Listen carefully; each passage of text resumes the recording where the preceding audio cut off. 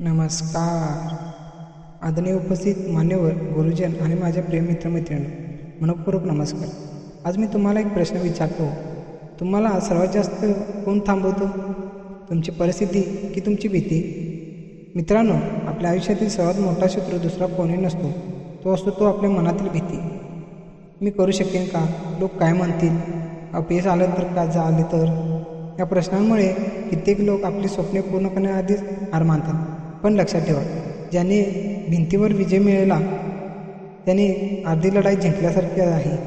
एखादे बियाणे जमिनीत पुरले, अंधार, माती आणि पावसाचा सामना करत तरीही ते वर येते ना, आणि एक विशाल वृक्ष बनते.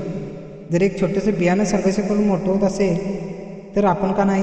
मित्रांनो, जीवनात यश येण्यासाठी 3 गोष्टी महत्त्वाच्या आहेत. पहिलं म्हणजे मोठे स्वप्न. लहान विचार कधीच मोठं आयुष्य घडवत शकत नाहीत. दुसरे, कठोर परिश्रम. नशिबावर विश्वास ठेवा, पण मेहनतीवर अधिक विश्वास ठेवा. तिसरे, दररोज एक पाऊल पुढे टाकणारा माणूस शेवटी शिखरावर पोहोचतो. यशस्वी माणसांमध्ये हा सामान्य माणसांमध्ये फरक नसतो. फरक असतो तो त्यांच्या विचारांचा, शिस्तीत आणि हार न मानण्याच्या वृत्तीत. आजपासून स्वतःला एक वचन द्या. मी अपयशाला घाबरणार नाही. मी लोकांच्या टीकेला थांबणार नाही. मी प्रत्येक दिवस कालपेक्षा चांगला बनेन आणि माझ्या ध्येयासाठी शेवटपर्यंत लढेन. मित्रांनो, लक्षात ठेवा, सूर्य रोज उगवतो म्हणून तो महान नाही. तो रोज न चुकता उगवतो म्हणून तो महान असतो. तुमच्यातही सातत्य तसेच तर यश तुमच्यापासून दूर राहू शकत नाही. एवढी शेवटचे सांगून जातो.